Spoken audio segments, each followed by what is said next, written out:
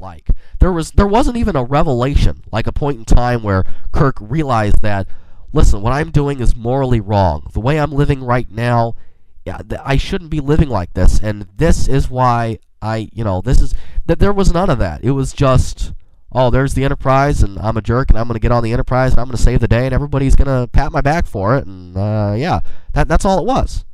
I mean, for crying out loud, you think, in that movie, Kirk slept with the green woman to pass the Kobayashi Maru test? Come on, Kirk liked the ladies, but cheating? Sleeping with ladies to cheat? Come on. There was no... Let me tell you something about the morality of Star Trek, and Kirk specifically. You look at the search for Spock, and you see how he stole the Enterprise in that, and, an ends justifies the means moment there, but that's one thing about Star Trek. It's very human, and it has things like that, but it always has some sort of moral high purpose for it, even if it may be inherently wrong, or whatever. But, they're the good guys, so we're going to root for them. And understandably so. We agree with Kirk as him and in his crew, I love the search for Spock so much, guys, because it took away, we're a crew assigned on a mission, and it was just the buddies, and they were stealing the Enterprise, and these friends were going to go out there and save one of their friends, and the Genesis planet was restricted, and Kirk said, you know what, I don't care, and I'm going to steal the Enterprise, and I'm going to go back to that planet, and I'm going to get Spock taken care of, and I'm going to take him to whatever mountain that was on Vulcan. Kirk sort of had a moral little ends justifies the means thing there, but there was more to it than that. It wasn't just Kirk punching a guy in a bar and getting beaten up. It wasn't just pointless, barbaric stupidity. And Kirk falling on Uhura's breasts, and this dumb, just gawking idiot going, oh, look at that, I just touched her boobs. Like, it's just, I'm sorry, I don't mean to be crude like that, but it really bothered me. It really, really honestly bothered me, the way they had dumbed everything down. And, talking about Star Wars, that's what it was, man. They took the Star Trek name, and what they did was they did their own Star Wars action movie of that. Like, okay, maybe a lot of you out there are probably thinking I'm overstating it, and indeedly so, because Star Trek 2009 is nowhere near the level of Star Wars's purity and genius, and just it's amazing. Nowhere near that. This is why I say I like the Blu-ray bonus features better, is because you watch the standard one on the DVD. It's about 12 or 15 minutes long, however, and the group is just sitting there going, well, we were asking the questions, how do we make this more like Star Wars? And there's a whole section, where the title is going in, the chapter title or whatever of that section of the featurette, and it's going, what can we learn from Star Wars here? And we're seeing Star Wars in the official Star Trek 2009 font. And it was you're slapping yourself going, what? What? Come on! We've got over 40 years of this amazing franchise, and what are we doing? What can we learn from Star Wars here? And this is what truly just fries me, gets me upset. I'm just going, excuse me. We've had over 40 years of a franchise that has had so much meaning, so much originality. I mean, look at the original series alone. How much impact that one show had. That was like on a budget of like $5. You hear William Shatner in the behind the scenes? I don't know if Shatner's making this up or not, but he goes, we made 1 hour shows used on the catering bill of like a modern cop show or whatever. And you're just face-palming, going, wow, look at the stories they told with what they had to work with. So much originality. As far as the technical level of producing a television show, and in a television show you have familiar settings, familiar themes, familiar characters, but you have to milk them, and you have to invest in them, and you have to enrich them, and weave your way through all that for as long as you can. You know what I'm saying? And you have to have like a set, like a sitcom.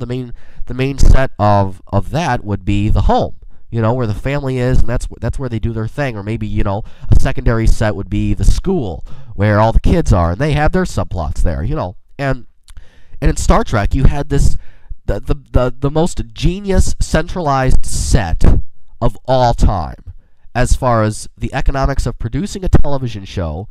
Like we just have this one set. You could shoot a whole episode of Star Trek that was just on the bridge, and the ideas are just limitless for what you could do with that. Yet economically and on a technical level, it's just the storytelling of that bridge set. With how the original series was planned, undoubtedly the most well-conceived television show of all time, and one of the best television shows of all time for what the end product gave us. Certainly, my favorite show of all time. Are you kidding me? The whole franchise, really.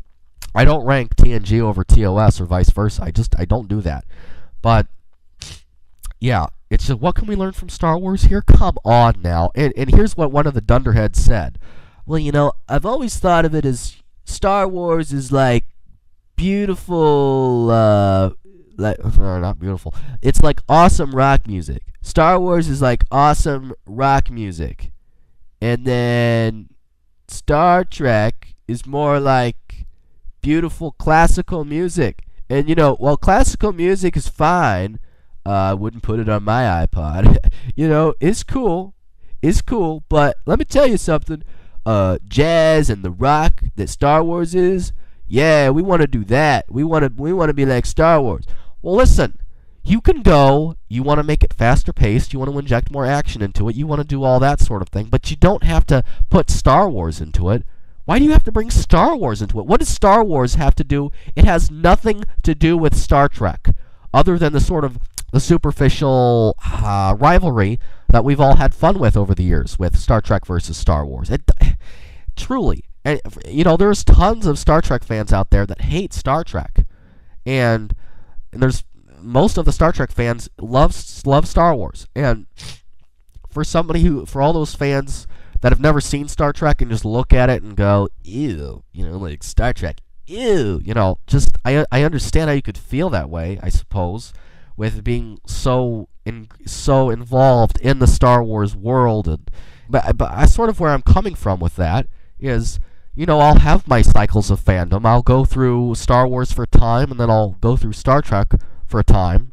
And Star Trek's king right now, baby, and it is for the rest of my life. But I tell you what, Star Trek center stage, let me tell you. But Star Wars, man, equally as meaningful. Yeah, it's just an endless thing for me on everything with 2009. And I apologize if I'm running in circles or, well, of course I'm rambling, no doubt about that. But, I mean, just gee whiz, there's just so much to how I feel about that. And let's talk about JJ. But first of all, you look at the writers of 2009, and 2009 is not a good movie. And it's just not. But I do also have a part of me that is feeling sorry for it as well. I don't know. It's such a it's an uncomfortable thing for me to try to articulate. But I see what they were meaning, and it's kind of cool. See new actors playing the same characters, but it's not a matter of that anymore. It's just a matter. It's not me going, they never should have made this film at all. Like rehashing the original characters, bad idea. No, I'm not. I don't care about that anymore. I'm just going, well, look what you could have done. And that really bothers me. Rod Roddenberry talking on another Star Trek podcast about how there's only 2 other Star Trek podcasts I listen to, but he's talking about how two Star Trek podcasts that I listen to at all. But anyway, he's talking about how look at what all they could have done wrong, and yes, they could have done more wrong, that's for sure. But look at what they did do wrong. I mean, blowing up Vulcan. You talk about what can we learn from Star Wars here, and Yeah, and the end of the audio commentary, I don't know if this was a joke or what, but one of the writers says that they had like a meeting with George